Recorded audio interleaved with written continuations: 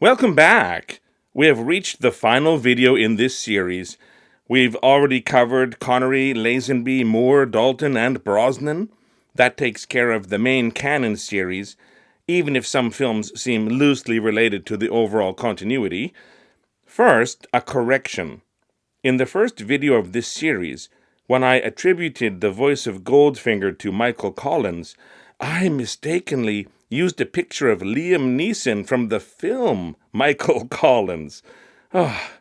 Here's an actual picture of the Michael Collins who provided the voice of the iconic villain. Apparently, he dubbed Gert Frobe in other English-language films, uncredited, such as Chitty Chitty Bang Bang. My apologies. Now, we can move on to the Daniel Craig reboot series.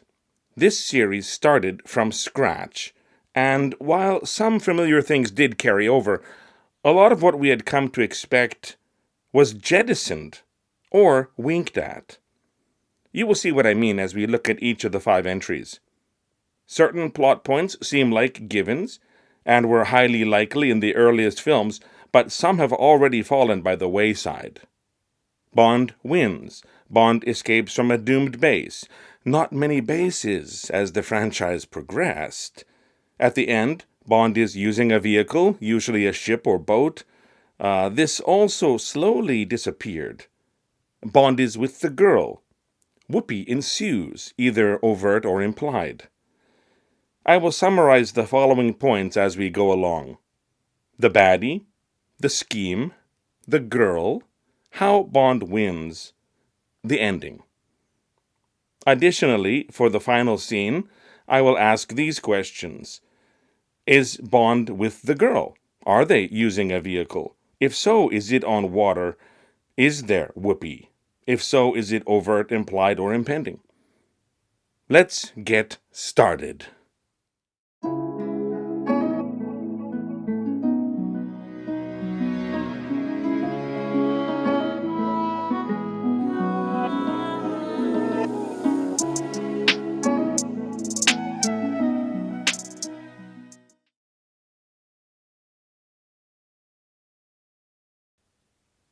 In 2006, audiences were able to meet the newest iteration of Bond, Daniel Craig, in his first outing, Casino Royale.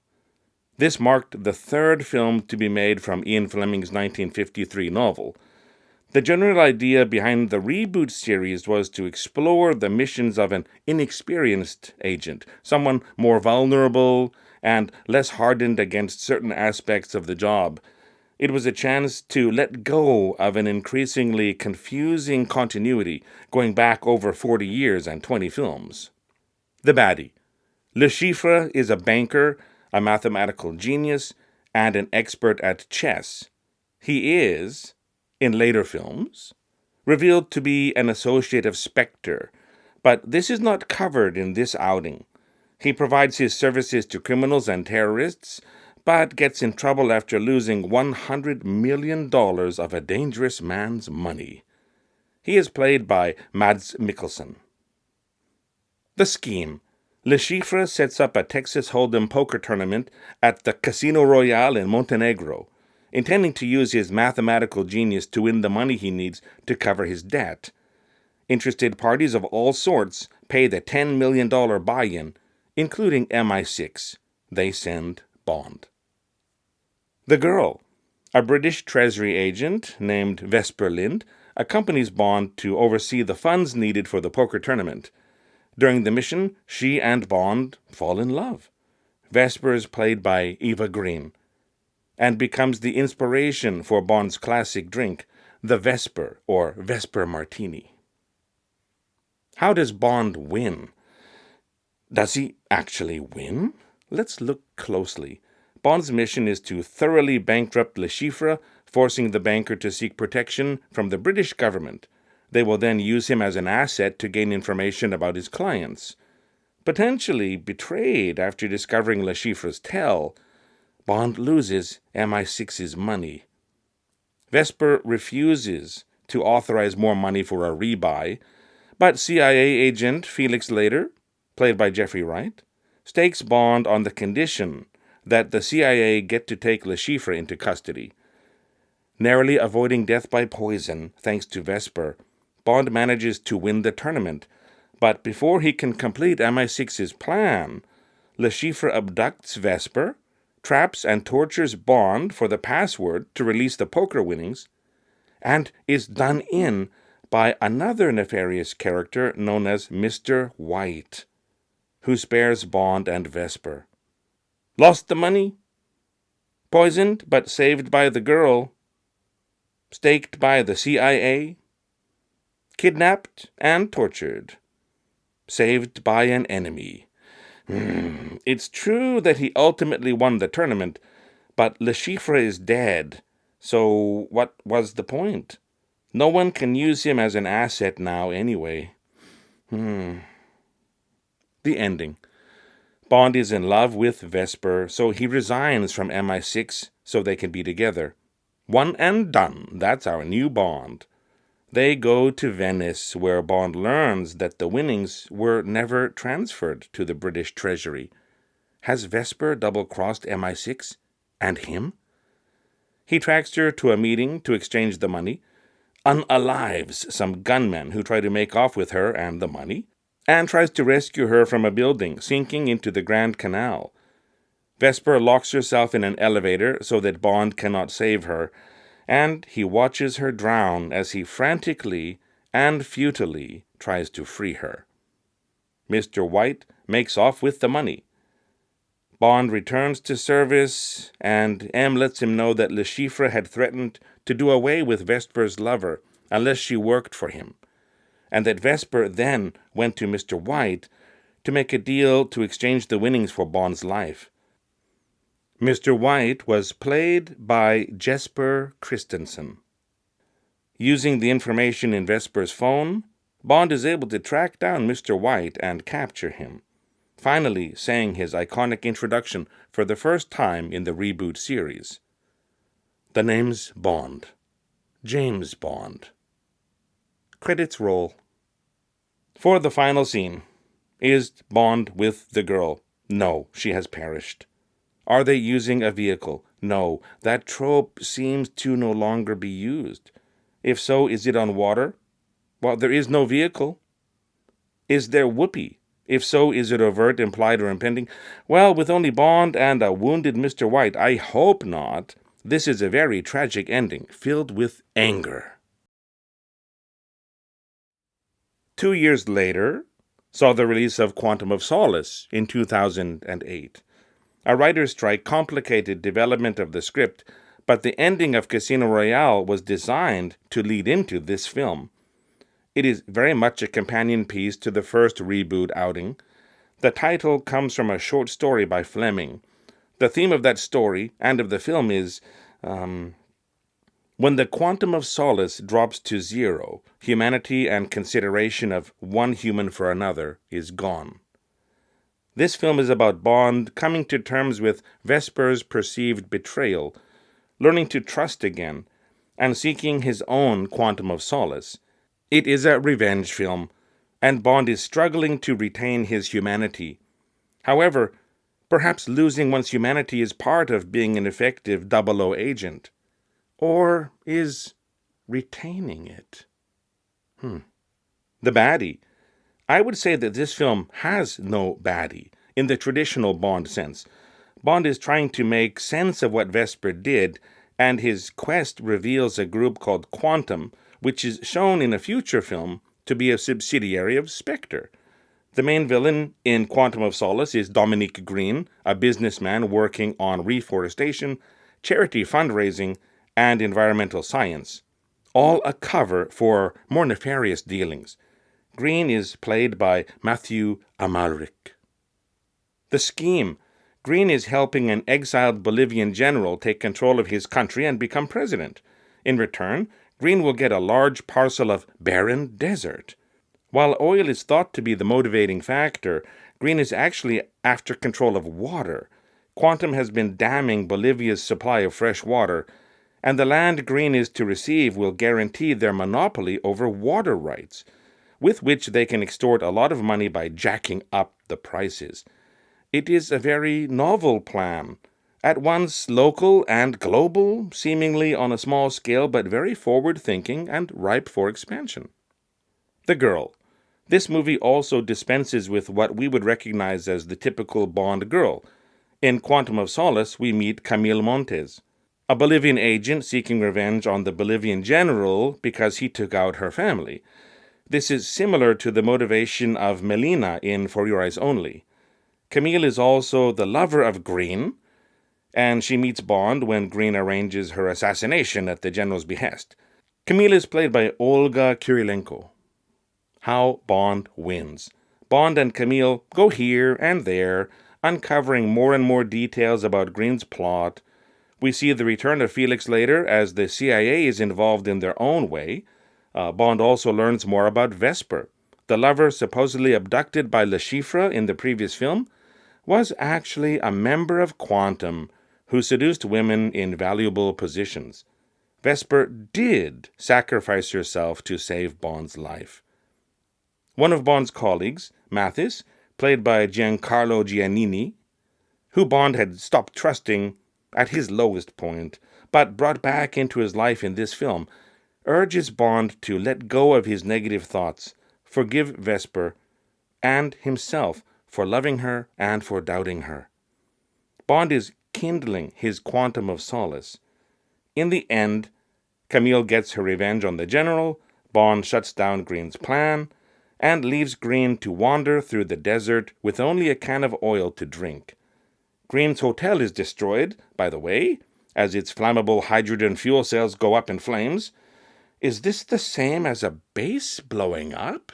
The ending. Bond saves a woman who works for Canadian intelligence from Vesper's former lover, and the lover is taken in by MI6. Vesper has been avenged, in a way.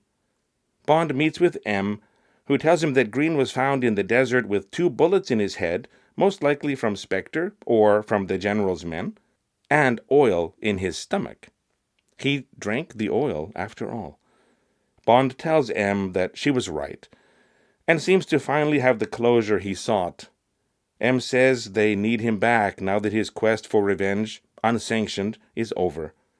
Bond replies that he never left, and walks away, wiser and more experienced, humanity intact. For the final scene, is Bond with the girl? Well, he is with M, but that's not the same thing. Bond and Camille never slept together in this movie. There was no romance between them. Bond was still dealing with his emotions for Vesper, so no, he was not with the girl. By contrast, in Diamonds Are Forever, as Bond is seemingly avenging his wife, he does sleep with the girl. Are they using a vehicle? Nope. If so, is it on water? No vehicle, so nope. Is there whoopee? If so, is it overt, implied, or impending? I don't know if M would allow it. Nope. Before moving on, here is a great bit of dialogue that sums up the tone of the film. M. It's about trust. You said you weren't motivated by revenge. Bond.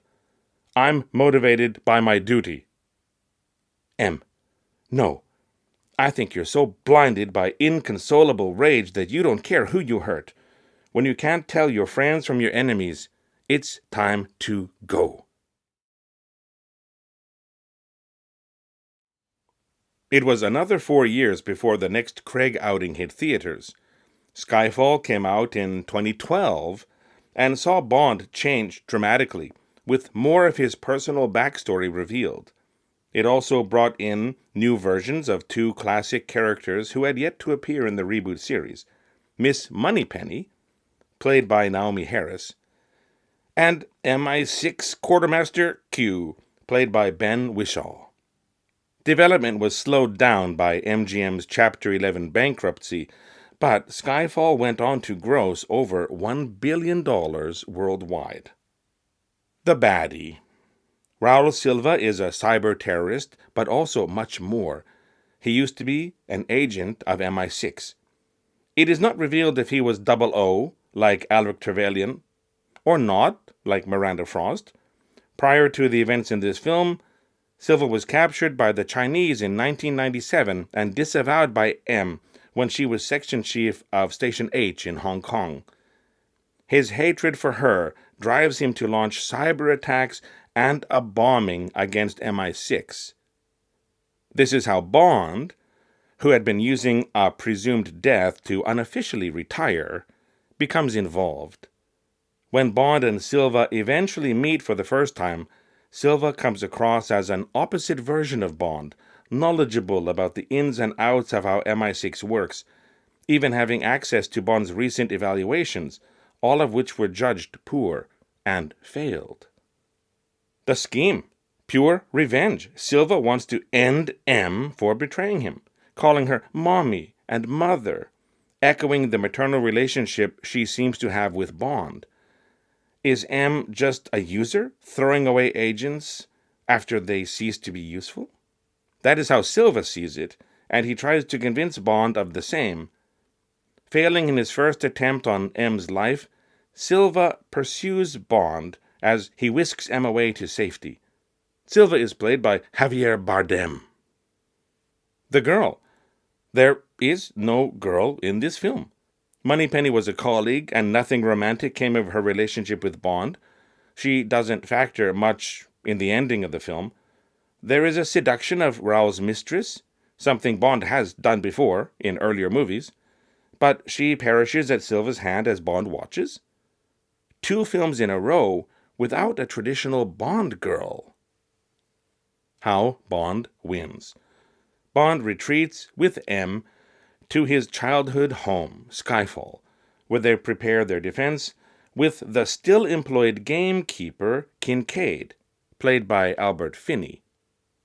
When Silva attacks, the first wave of men is dispatched by Bond, M, Kincaid, and numerous booby traps. Unfortunately, M is wounded. As the house explodes, our trio of heroes flees towards a nearby chapel, with Bond trailing behind to deal with pursuers.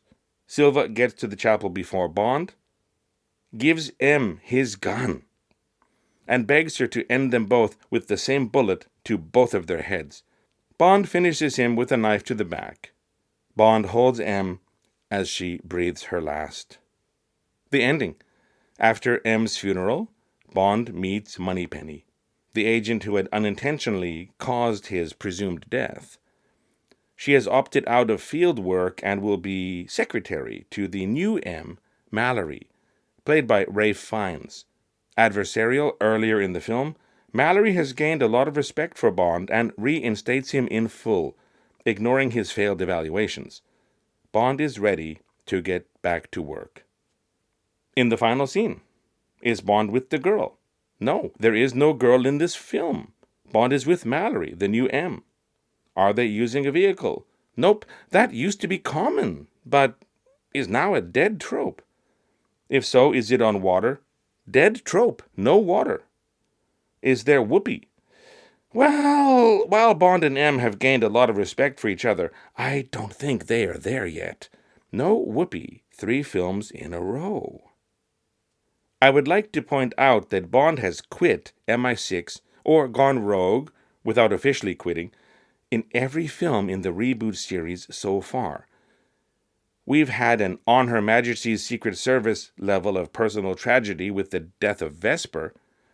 We've had a revenge film a la Diamonds Are Forever, or more accurately, License to Kill. In Skyfall, we've had a first, a retirement, accompanied by a fake death. Bond faked his death for a mission in You Only Live Twice, but this time was different. This film shows us a Bond who has seen enough and needs a real life. In the end, however, he remembers his duty to country and to M, and takes up the mantle of 007 again. Perhaps quitting MI6 only to return when needed is a new trope for this series. The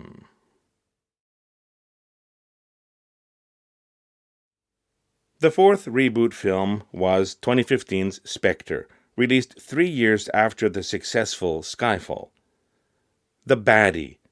We finally meet the reboot version of Ernst Stavro Blofeld. His real name is Franz Oberhauser. Bond stayed with the Oberhauser family after his own parents died, and Franz felt that his father loved James more than him. He offed his father, faked his own death, founded Spectre, with Quantum as one of the subsidiaries, and has been enacting revenge against Bond, especially recently. Oberhauser/Blofeld is played by Christoph Waltz. Aiding him is Max Denby, the self-styled C, head of a new joint intelligence service brought about by the merging of MI5 and MI6. Denby is secretly working for Spectre. He's played by Andrew Scott. There is even a henchman, the first in the reboot series. Dave Bautista plays Mr. Hinks, a terrifying assassin in Spectre. The scheme. C wants Britain to join Nine Eyes, as a merger of 9 national intelligence agencies, with Spectre secretly in control. If this plan comes to pass, the 00 service will cease to exist. With 9 Eyes, Spectre will have great power to influence world events. Parallel to this is Oberhauser's own quest to destroy Bond's life. The girl. We have one! Madeleine Swann is a psychiatrist and the daughter of Mr. White. Bond tracks down Mr. White again in this film, only to find him dying of thallium poisoning, Spectre's punishment. Bond agrees to protect his daughter, and a relationship eventually develops between Bond and Madeleine. She is played by Léa Seydoux. How Bond wins. Bond and Madeleine make their way to Oberhauser's base. Yes, there is a base in the Sahara where they are captured.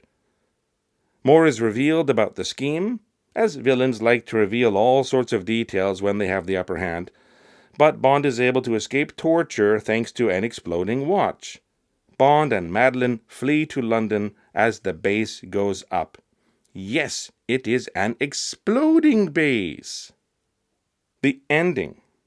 In London, Q stops Nine Eyes, M takes out C, and Bond rescues Madeleine from Oberhauser's last-ditch trap. Oberhauser/Blofeld, should I just say Blofeld every time, is taken into custody. The film ends with Bond and Madeleine driving off in Bond's Aston Martin DB5. In the final scene, is Bond with the girl? Yes, finally! Are they using a vehicle? Yes, an awesome-looking car. If so, is it on water? Nope, but 2 out of 3 so far. Is there whoopee? I believe whoopee will happen, and a certain plot point in the next film confirms this. So we have a yes for impending whoopee. I should mention that at the beginning of the film, Bond is performing an unsanctioned mission left for him by the previous M. The current M suspends Bond for this, and Bond subsequently goes rogue with aid from Q and Moneypenny. We are 4 for 4 with Bond leaving MI6 to act on his own. Reboot trope confirmed. We have reached the final film of the Daniel Craig reboot series, and the most recent film to be released as of the making of this video. No Time to Die came out in 2021 and closed the book on the Daniel Craig version of Bond definitively. As is par for the series, Bond was taken to places never seen before in the franchise. The baddie, well, Blofeld, I will stick with that name, is back, but he is not the baddie. In fact, Blofeld and Spectre are taken care of with finality.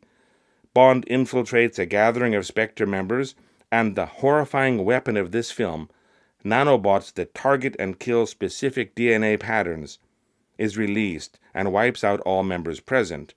Bond is now carrying those nanobots permanently, and Blofeld knows this. When Bond visits him in prison, he also gets a dose of nanobots targeting Blofeld directly, from someone to be revealed in a moment, and Blofeld, possibly knowing that Bond is carrying a dose of the weapon from the Spectre party that might kill him, goads Bond into attacking him, and perishes. I like to think that it was Blofeld's final revenge, and a way to get out of the helpless situation he was in, but others may disagree. In any case, Blofeld and Spectre are no more. Blofeld is still played by Christoph Waltz. So, no, it's not Blofeld. The true baddie of the film is Lucifer Safin, a scientist and bioterrorist who wants to take out Spectre, which he does. He is technically someone else's boogeyman, someone to be revealed in a moment, and becomes an adversary of Bond due to this. Safin is played by Rami Malek. The scheme? Well, it is the nanobots. Spectre is out of the way, and Safin has gotten his revenge, but he's not stopping there. Safin is mass-producing the nanobots at an island base. 2 bases in a row. Presumably to either sell to the highest bidder or to use on his own. The nanobots were originally commissioned by SIS MI6 as a potential anti-terrorism weapon, but its DNA-based targeting system would affect anyone carrying the selected genetic traits, including children, parents, and so on.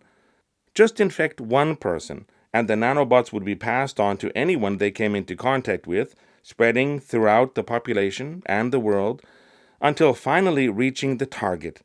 How many innocent people related to that target would die along the way? If someone were to hack the targeting system, as happened at the Spectre party, a weapon of mass destruction would be unleashed, the likes of which the world had never seen. That being said, we don't know what Safin's scheme for the nanobots specifically is, but he has control of them and is producing more. The girl. This is the someone I said would be revealed in a moment. Well, the moment is here. This film features the return of Madeleine Swann, Bond's lover from the previous film. A Bond girl returning has happened only once before, when Sylvia Trench appeared in the first 2 Bond films, Dr. No and From Russia with Love.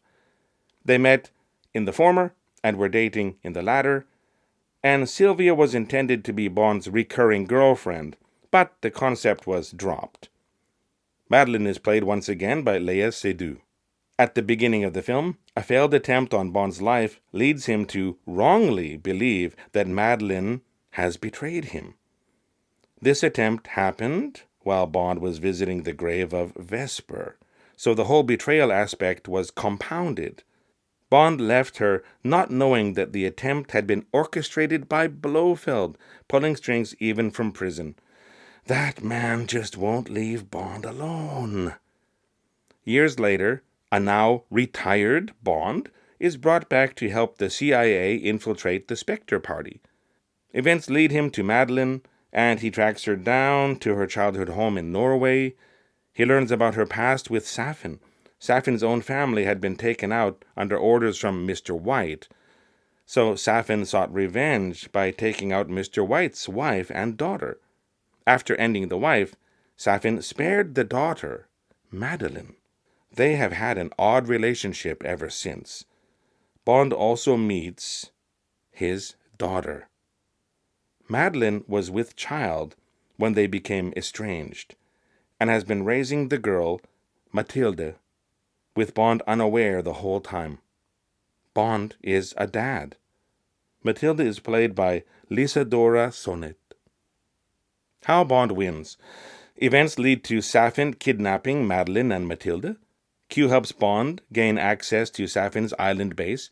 Another base infiltration, so Bond can rescue the ladies and open the base's missile silo doors. This base is a missile base that has been converted into a nanobot factory and is hardened against attack, but if the silo doors are open, missiles launched from a nearby British destroyer will be able to penetrate and eliminate the base and the nanobots. This base is near Japan, by the way, harkening back to You Only Live Twice.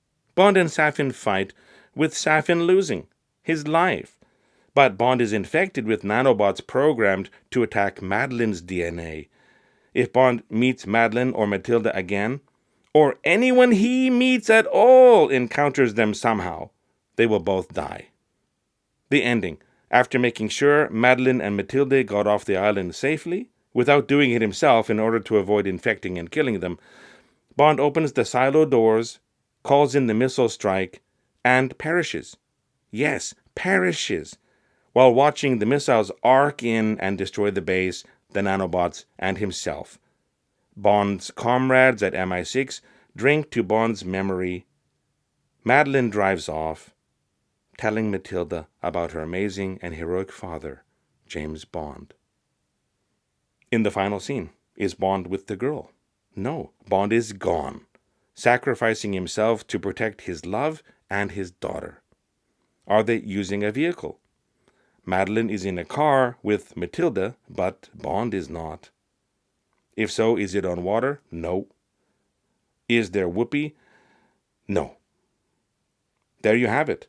The reboot series has drawn to a close, and Bond, once again, retired at the beginning, but he comes back to help on what proves to be his final mission ever.